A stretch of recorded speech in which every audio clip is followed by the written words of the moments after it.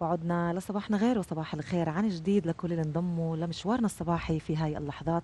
ومثل ما ذكرنا قبل الفاصل معنا ضيوف اللي راح نتحدث معاهن عن مجزرة صندلة وإلى بعض التفاصيل. اليوم بصادف ذكرى ال56 لمجزرة صندلة اللي راح ضحيتها 15 طفل بريء من طلاب القرية العائدين من مدرستهن في قرية المقيبلي في سهل مرج بن عامر. وكانت هذه المجزرة قد حدثت عندما كان بعض الطلاب في طريق عودتهم إلى البيت من المدرسة، فمروا على جسم غريب أثار حب استطلاعهم وفضولهم، وعندما أصابوه انفجر فيهم مما أدى إلى استشهاد 15 منهم من عائلة واحدة وهي عائلة العمري. ومن شدة التأثر راح الأهالي وذوي الضحايا يرقصون بصورة هستيرية وهم يحملون أشلاء جثث أبنائهم. طبعا بداية بدنا نترحم على جميع ضحايا مجزرة صندلة ولا نتوسع في الحديث. يسعدني وبشرفني أصبح على ضيوفنا مصطفى عمري أبو ناظم. أهلا وسهلا فيك حج مصطفى. أهلا وسهلا. يسعد صباحك. وفتحي أحمد عمري أبو وائل. يسعد صباحك. أهلا وسهلا فيكم. حج مصطفى، إذا بدنا نرجع نتذكر تفاصيل المجزرة، شو اليوم بعد عالق بذاكرتك من مجزرة صندلة؟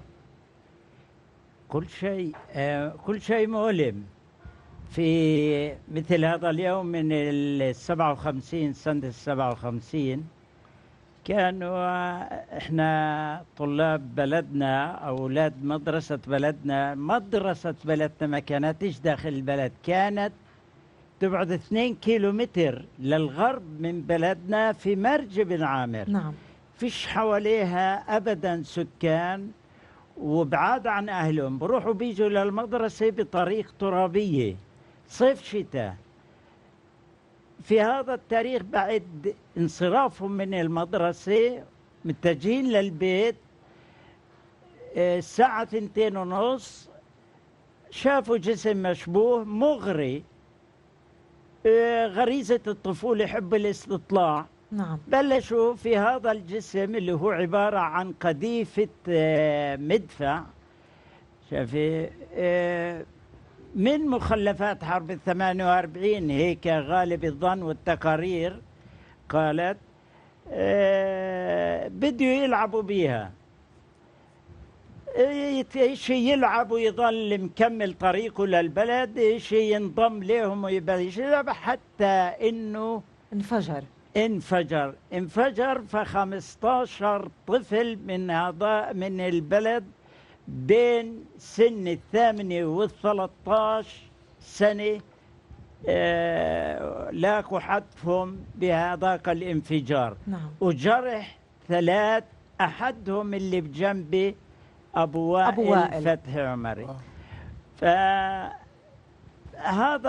طبعا هذا الحادث، كيف أجت القنبلة، كيف وصلت لهون، شو معنى إنه من 48 لل57 من مخلفات حرب تظل هون، شو جابه هون، ليش السنة هاي، ليش بالضبط جنب طريق الأولاد. هذه قصة أخرى طويلة. إذا أنا معي مجال بحكي رح نحكي أكثر تفاصيل فضلي. حج مصطفى، بس بدي أصبح على جديد على أبو وائل. أهلا وسهلا فيك. أبو وائل، بارك الله بيك. أهلا فيك. المشهد كمان اللي بعده عالق بذاكرتك من مجزرة من صندلة، وطبعا حضرتك مثل ما حكى حج مصطفى اتأذيت. أجت الهواء هون بالهبر بإجري، والإصابة بإجرك اجت هون بالهبر، وهاي اجري من الغدر حركها يعني من الهواء. شو بتتذكر أبو وائل بعدك المشاهد المؤلمة اللي بتتذكرها من هاليوم؟ إني بكيت، بكى علي يوم الشناسة بالصف، ما رضيتش أعقب. هسا وأنا ماشي بالطريق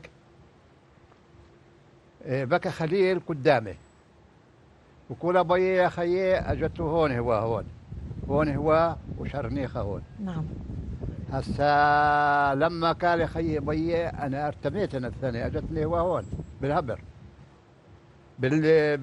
هون عم ابو ناظم ركبت من هون هسا اخذوني يعني بعد ما وصلت السبيطار، وعيت حالي لأني لابس مواعين أبيض بيض وما فكتش، يعني ما صحيتش إلا بعد ما وصلت السبيطار. مم. أبو وائل، أختك الله يرحمها أيوة. كانت من ضحايا مجزرة صندلة. أيوة. شو كان اسمها؟ فاطمة. فاطمة الله يرحمها. الله يرحمها ويرحم جميع المسلمين. قديش كان عمرها لفاطمة لما توفت؟ أصغر مني بحوالي 5 سنين. بوقتها متذكر 6 قديش كان سنين. عمرها؟ وقت ما استشهدت. بكى عمرها حوالي يعني تقريبا أنا قديش بكى عمري؟ 8 سنين عمرها. 8 سنين. 8 سنين معناته هي بكى عمرها 8 سنين. أنا بكى عمري قديش يعني؟ 8 سنين 12 سنة. يعني كنت أنا بكى واعي. عمري 12 سنة وهي عمرها حوالي 7 أو 8 سنوات. 8 سنين. 8 سنين. أبو وائل، يعني أنت كنت واعي، طفل عمره 12 سنة فقد أخته بهيك مشهد أليم جدا. أنا شو متذكر؟ فكرتها لما رحت وصلوني على السبيطار، قالوا أختك ماتت. أجت أمي صارت تعيط، بقول لها ماشي بتعيط؟ بتقول لي أختك أنطتك عمرها. شو عليش؟ قالت ماتت مع الأولاد. هسا أبوي من خوف لا أنا أزعل يصير الاحتراق ده قال لي أختك طيبة يا زلمة فيش فيها إشي، ما تردش عمك. أما لما صارت أمي تعيط قالت أختك أنطتك عمرها. أبو وائل، شفت جثتها لأختك؟ لأنك حكيت إنك كنت موجود بسبيطار وقتها. لأنه هي طلب بكت منكم مع إنكم الأولاد. تتعرفوا عليها؟ هي بكت مع الأولاد اللي تقتلوا، وبعدين الأولاد يعني بفركوش ابن 7 8 سنين بفركش، يعني شو باخذ بدق بهالقنبلة، بعرفش شو هاي القنبلة يعني ايش. هاي الله قنبلة محطوطة فتشوها انه يعني ياخذ منها مادة كان مشان الجروح مشان اشي، بعرفوش انها هاي قنبلة ثارت. القنبلة لما بن حمد داك ثارت القنبلة. صاروا اللي كيمو قطاطيم لحم، اللي راح نجريه، اللي راح راسه، اللي راح وجهه، اللي كل اشي يعني مثل ما تقول قطاطيم لحم يحطوا بكلب الشوالات. وطبعا أهالي القرية زي ما حكينا من تأثرهن ومن صدمتهن كانوا يحملوا أشلاء الأطفال بنفس اللحظة. متذكر هذا المشهد أبو وائل؟ يحملوهم، اللي رايح جريه، اللي رايح ايديه، اللي رايح راسه طاير راسه، يعني كيمو ويدبوا بكلب الشوالات. الله يرحمهن جميعا. الله يرحمهن مجددا جميعا. وتسمحوا لي هيك احتراما لروحهن بدنا نذكر أسماء ال15 شهيد من مجزرة صندلة بعد إذنكم. أسماء ضحايا وشهداء مجزرة صندلة: آمنة عبد الحليم عمري، طالب عبد الحليم عمري، غالب عبد الحليم عمري، محمد عبد الله عمري، اعتدال عبد القادر عمري، رهيجي عبد اللطيف عمري، سهام زكريا عمري، صفية محمود عمري، عبد الرؤوف عمري، فاطمة أحمد يوسف عمري، فهمية مصطفى عمري، محي الدين أسعد عمري، يوسف أحمد محمد عمري، ويحيى أحمد حسن عمري. الله يرحمهن جميعا. آمين. أبو وائل وأبو ناظم، بدنا نتابع أنا وياكم والمشاهدين على الشاشة، بدنا نشوف تقرير عن مجزرة صندلة ونرجع لنكمل حديثنا معاكم. نتابع التقرير. ماشي.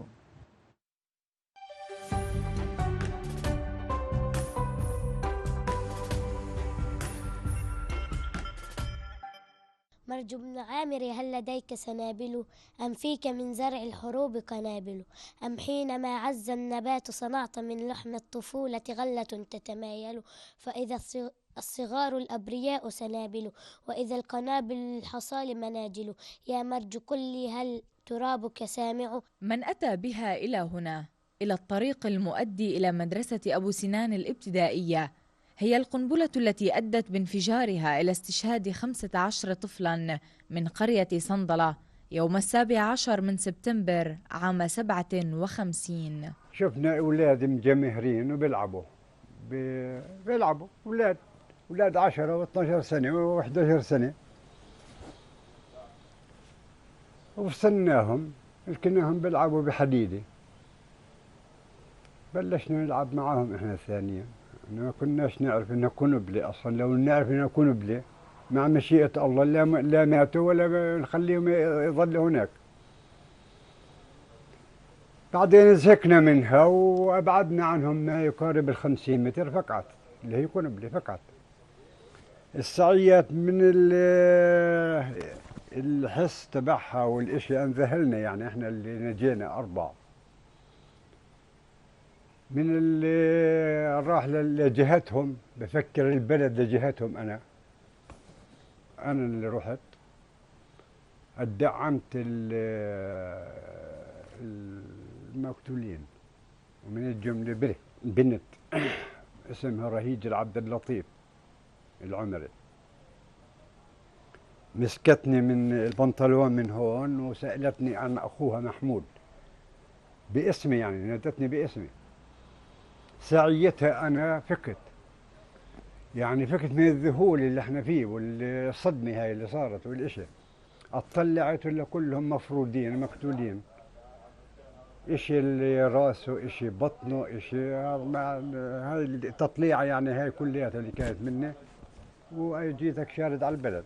من المجزرة نجت قلة قليلة وأصيب بعض الجرحى، وشهدها بعض المزارعين الذين لم يغب عن ذاكرتهم مشهد الأطفال الذين تطايروا في الهواء. أنا بكيت على البيادر أكبي بسمسم. شفت الوقعة تماما من هناك عيانا، يعني شفتها. أنا شفت أولاد طاروا لفوق من بيوم فقعة القنبلة، حوالي 3 متر لفوق ارتفعوا، اتقطعوا يعني. بعدين رحنا هناك مشان نشوف الحادث اللي صار، اللي هو أولاد المدرسة. أنا بكى واحد منهم ابن أخوي اسمه يوسف لأحمد لمحمد المصطفى ابن أخوي.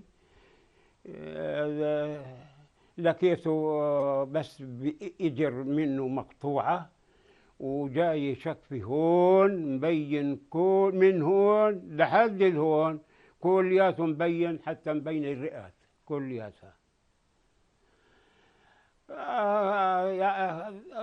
دورت على إجره مشان يعني أروح الكل، يعني كل الجسم كلياته.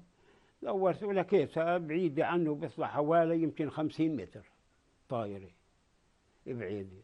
منذ المجزرة الأليمة لم يعد أي طفل من قرية صندلة والمقابلة يذهب إلى المدرسة، وبعد فترة وجيزة تحولت المنطقة إلى مستوطنة سميت مجين شاؤل.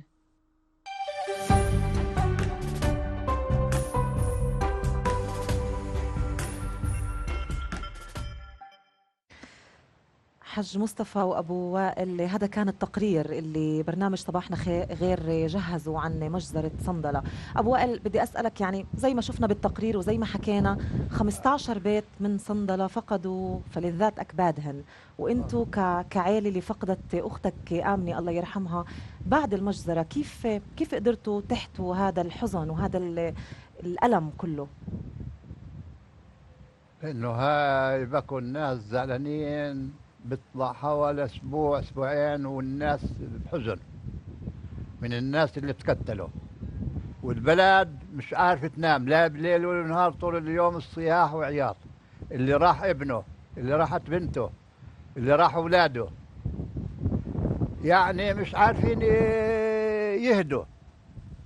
وصارت البلد أسبوعين 3 أسابيع شهر بحزن، حزن من هاي الشغلة هاي اللي صارت.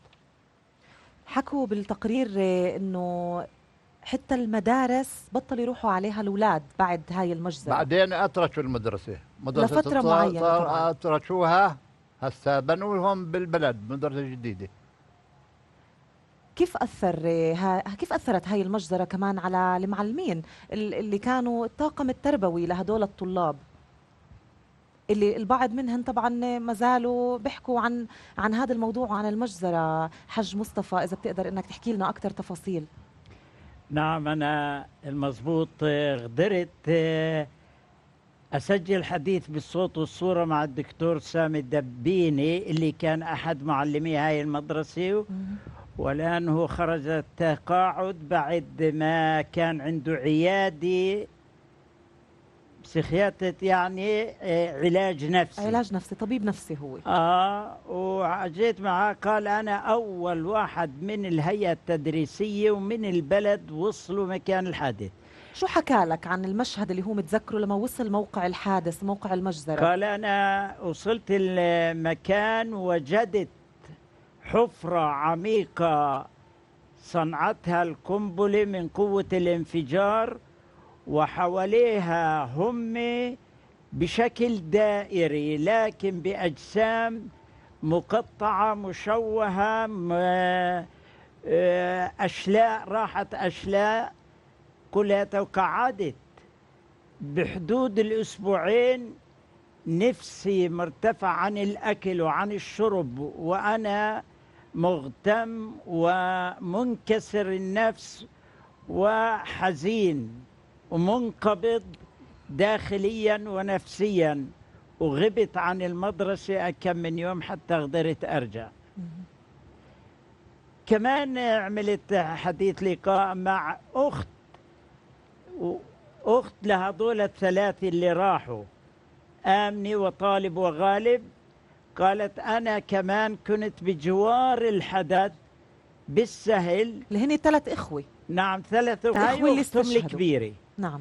قال وصلت هناك المكان بعد ما كنت أشتغل بالسهل، ولقيت أخوي غالب وحضنته بحضني وأحشائه كلهم برا، لكن نفس بعد فيه يا أختي، وهو يقول يا أختي بدي أموت، كني يا أختي بدي أموت. كان يعني بعده في يعني مش نازف دمه بالمرة، وبعده دماغه بصلوا الدم، وغدر إنه يحكي هذول الكلمتين وفارق الحياة.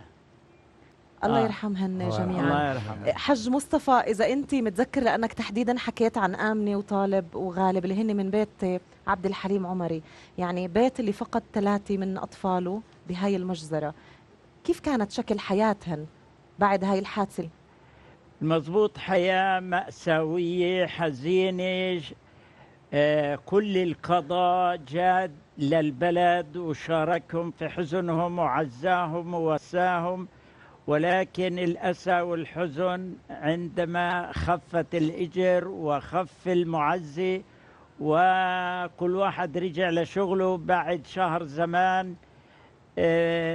يعني قعدوا سنة تقريبا حتى إنه عادوا لحياتهم، لكن بشبه طبيعي، مش نعم. عادي. يمكن بعد هيك حادث أليم ولا مرة الحياة بترجع لطبيعتها، والجرح بيضله موجود. أبو وائل متأثر، يعني متأثر من هاي التفاصيل اللي عم نحكي فيها، وأنا شايفة أنا الدمعة يعني بعيونك. لما شفت الشوفي ما ضلش براسك، يعني بتقول لي أبوي بقول لي أختك ما مات يابا تزعلش. هسه لما شفت أمي بتعيط قالت لي أختك أعطتك عمرها. يا عمي ماتت؟ قالت ماتت خلاص أنت أعطتك عمرها. صرت أعيط بعد هذا العمر وهاي السنين. أبو وائل بعدك متأثر. شيء صرت أعيط. الله يرحمها. يعني دموعك غالي علينا. بس شو أكتر إشي بعد لليوم على الآن بذاكرتك، الإشي اللي عم بخلي دمعتك هاي اللي إحنا كتير بنقدرها؟ لأنه يعني الواحد اللي له ابن اللي له ولد راح مش ما بيقدرش يقعد يسكت. هاي شغلة كارثة كبيرة صارت بالبلد، يعني بتنحصاش. اللي لايمه مثل قطاطيم لحم قاعدين يحطوا بكلب الولد، قطاطيم لحم قطعين تقطيع. شكرا. لحتى اليوم أبو وائل بعده بيعاني نفسيا من هذا الحدث. يعني واضح إنه بعد كل هاي السنين بعد هو اللي صارت هاي، لأنه إجري بقدرش أحرشها مثل ما كان أبو ناصر. إجره ونفسيته كمان بيعاني من هذا الحدث لحتى اليوم. والمأساوي أكثر إنه طلاب مدرسة لا هم إرهابيين ولا هم جنود في معركة، ولكن ما حدا سأل عنهم لا رسميا ولا شعبيا. طبعا. شعبيا قاموا الناس وقامت هيئات وجمعيات من الوسط العربي وبعثوا احتجاج وبعثوا طلب تحقيق في لجنة تأليف لجنة تحقيق في الحدث، لكن ما كانش من هذا مجيب بالمرة ولا حد قدم لهم أي مساعدة. أخته ما لقيوش كفن يكفنوها به، كفنوها في خلقة بطانية من الفقر والحالة الاقتصادية المتدينة اللي كانوا عايشين بها. عم بتقول حج مصطفى انه ما لقيوش كفن ليكفنوا اخته لابو وائل. يمكن قبل ما ننقل كمان للجانب القانوني بدي ارجع اسال ابو وائل تحديدا عن انه ما لقيوش كفن يكفنوا فيه اختك. لا ما لقيوش. شو متذكر من اختك؟ لفوهم، جابوا الشكف القطع اللي مقطعه بيهم، حطوهم كلهم بشولات، واللي رايح طاير يجروا، اللي طاير راسه، اللي طايرين يجريه، وحطوهم بكب الشولات ودفنوهم. وفي ناس مثل ما قال ابو ناظم حطوهم ببطانيه لانهم ما فيش معهم مصاري يدفعوا. قديش مؤثر لإلكم اليوم ابو وائل انه حتى بتقدروش تتوجهوا لقبر اللي هو قبر خاص لجثه المرحومه اختك؟ قديش في صعوبة انه حتى لما بدك تترحم عليها ما تقدرش انك تروح على محل انت عارف انها هي مدفونة فيه لحالها؟ هذاك الوقت الناس بكت بأهانة وما فيش مصاري يعني تدفع حق القبر وحق كفن. حج مصطفى بدنا نرجع لكل موضوع كيف تعامل القانون مع هاي المجزرة، وانت حكيت انه لحد اليوم ما كانش في بعد خطوات جدية. طلع الأجواء هذه في هذيك السنين كانت حكم عسكري، وحكم عسكري يعني بنام على صدور المواطن العربي بعبء ثقيل وحمل ثقيل، لدرجة ما كانش الواحد يقدر يحكي ويصرح ويحقق ويسأل ليش ووين وشو حقنا وشو الحق، وين الحق وين الحقيقة.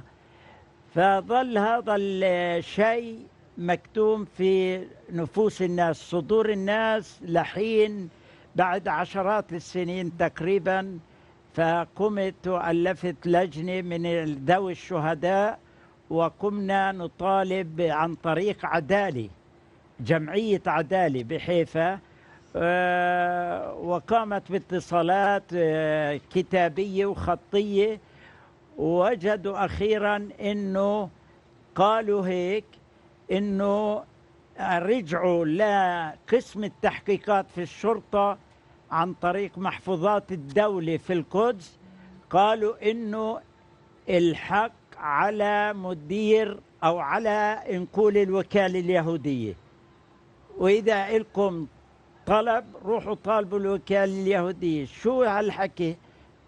فيش وكالة يهودية هسه، مش منطقي، في إدارة أراضي محلها. طيب أبو هذول الأولاد وأمهم الدولة، شو نطالب بالدولة؟ وهذول أطفال بحملوا دفاتر وأقلام رصاص.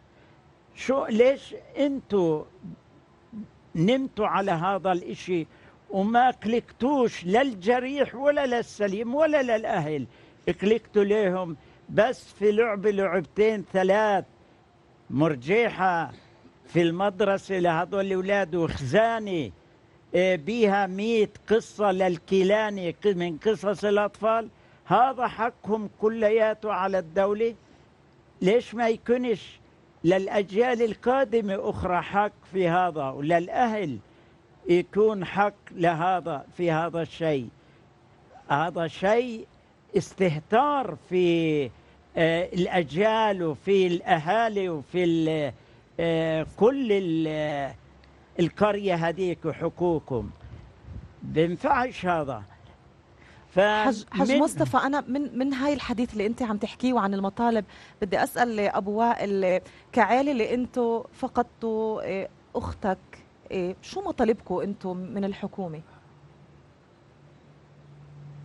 واحنا بهاي اللحظات كمان رح نعرض صور على الشاشة من صحف اللي أيوة. نشرت خبر مجزرة صندلة ومن آه. الحدث مع صور في حينه، ورح نحكي شوي كمان عن الإعلام وكيف تناول الخبر.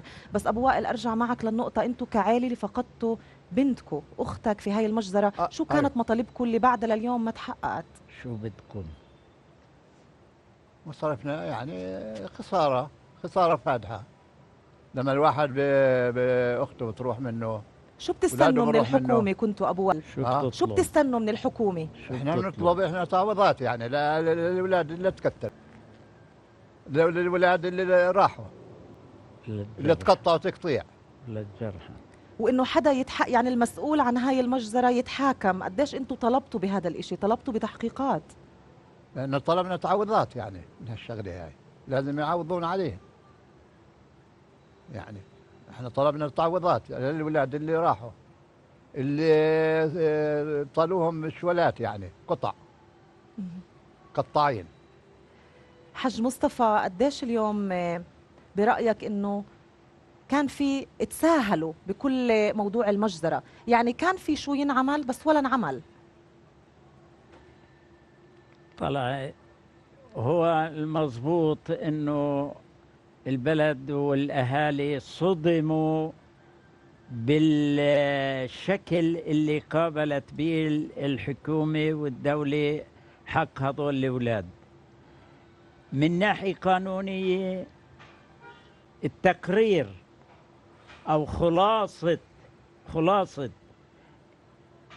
التحقيقات قالوا إنه مدير الوكالة اليهودية، هيك مكتوب بخلاصة اللي كتبتها لنا جمعية عدالة، قالوا إنه مدير الوكالة اليهودية شاف القنبلة بتحملها الحصادة وموجودة لجانب المشغل تبع الحصادة، شافها وهو اللي قال له ارميها على الأرض، هاي بتنفجر. طيب انت لما قلت له ارميها على الأرض، خفت على الشوفير، ما خفتش على مراقين الطريق؟ بعد نص ساعة من هذا القول ورجع للبيت، اتصلت بالشرطة، قالت بتعرف شو صار؟ قال لا. قال 15 ولد انقتلوا بفعل هاي القنبلة. ليش؟ قال نسيت أبلغ الشرطة، نسي، وبهذا أغلق الملف. نعم. طب لما قال نسيت، بينفع هذا القول مبرر لمجزرة لبراءته من الحادث؟ طب ليش قال له ارميها هون؟ مين جابها هون؟ ليش؟ يعني هاي أسئلة اللي غريب. بعد ما فش عليها إجابة حج مصطفى، ولحد اليوم مين المسؤول كمان؟ هذا ما فيش جواب بعد هذا السؤال. لا، بالكل اللوم والمسؤولية قال على الوكالة، على مدير الوكالة اليهودية. شو هالحكي؟ طيب انت غرمي، انت جرمي، انت ابو الاولاد وامهم، شو بنسي؟ هي هذا القول بينفع امام القانون وامام الحق؟ نسي. طيب هو بيشتغل من عند مؤسسة كبيرة، والوكالة اليهودية هي اللي قامت دولة إسرائيل، فشو بينفع هذا الكلام؟ شو بيفيد هذا الكلام؟ أبو وائل، اليوم يعني دموعك اللي برجع بقول إحنا كتير منقدرها، وأنت بعدك لحد هاي اللحظة كتير متأثر. أيوة. هل هي كمان نوع من طبعا التأثر الإنساني وفقدانك لأختك واشتياقك يمكن لإلها والمشهد الشرس والأليم اللي بعده بذاكرتك، ولكن هل دموعك بعدها لأنه ما كان في خطوات قانونية جدية بالموضوع؟ يعني أمي الله يرحمها أنعمت من العياط. كان ابوي اختك فيها شيء بدوش يعني ازعل جلطه او شيء، كان اختك فيها شيء. لما شفت امي بتعيط، قالت اختك اعطتك عمرها يما. الله يرحمها تردش أبوه، أختك أعطتك عمرها. وبالناس صارت تم تعيط وقعدت بيطلع شهر وتنوح وتعيط يعني ما فادهاش العياط يعني. حج مصطفى عم بيقول ابو وائل انه ما فادهاش العياط لوالدته، شو كان بفيد برايك اهالي الشهداء بهاي المجزره؟ والله يعني نصرف تعزية، من نقول نصرف تعزية لو إن الحكومة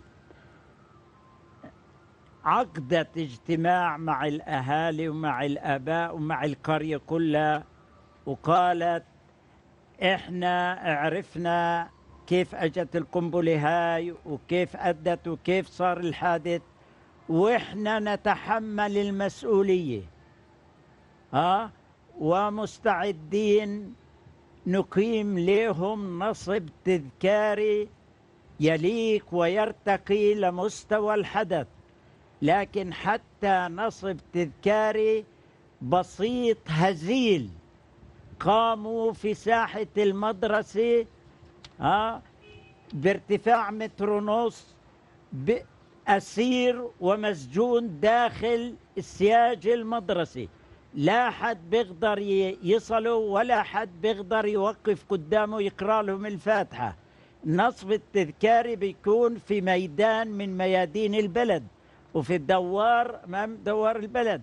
ليش انتوا بتخبوا وبتخفوا الحادث وتكمتموه؟ هذا لا يمحى طبعا من ذاكرة الناس ومن ذاكرة الأهل. حج مصطفى، لأنه هذا الحدث لا يمحى من ذاكرة الناس، شو محضرين لبكرة؟ بكرة إن شاء الله لا نزال مثل كل سنة، سنة بشكل ضيق على مستوى أهل البلد، سنة بشكل موسع باشتراك وبتوزيع دعوات لعامة الجماهير العربية بيشاركونا بهذا الحدث بصلاة الجمعة. بعد صلاة الجمعة نخرج بمسيرة للمقبرة، وهناك قراءة الفاتحة، وهناك كمان بيكون كلمتين 3 لأحد الشخصيات الجماهيرية اللي بتمثل الشعب العربي وجماهير الشعب العربي. وبكرة إن شاء الله نتأمل إن تكون هاي الكلمة لرئيس لجنة المتابعة اللي هو رئيس بلدية سخنين مازن غنايم، ورايحة تكون كمان من نصيب الأخ فراس عمري من لجنة الحريات كمان كلمة، وأنا رايح أكون الناشط ومقدم وعريف كما كل سنة. نعم بهذا الشأن، وبهيك بتختتم. لكن مطلبنا الحق والحقيقة، أولا إقامة نصب تذكاري. نشعر بالذنب ما دمنا لم نقم نصب تذكاري ليهم يرتقي لمستوى الحدث. وهذا النصب لازم يكون بدوار أو بميدان من ميادين البلد معبر عن حجم هاي المأساة ومحفور عليها أساميهم للخارج والداخل من القرية، صباح مساء في كل ساعة وكل أوان. يمكن حج مصطفى يعني بحد ذاته أنه إحنا بعد كل هاي السنين ما زلنا عم نطالب بهاي الأمور، هذا بحد ذاته كمان بيوجع ومؤلم، وإن شاء الله كل هاي المطالب بتتحقق. حج مصطفى عمري وأبو وائل، أنا بدي أشكر تواجدكم معنا، أول شيء طولة العمر لإلكم يا رب، والله يرحم شهداء مجزرة صندلة. أبو وائل دموعك كتير غالي علينا وكتير منقدرها، والله يطول بعمرك إن شاء الله ويرحم أختك وجميع شهداء مجزرة صندلة. شكرا لكم وعلى تواجدكم. وإحنا من الحديث المؤثر جدا مع أبو ناظم وأبو وائل وعن مجزرة صندلة رح ننتقل لفقرتنا الأخيرة.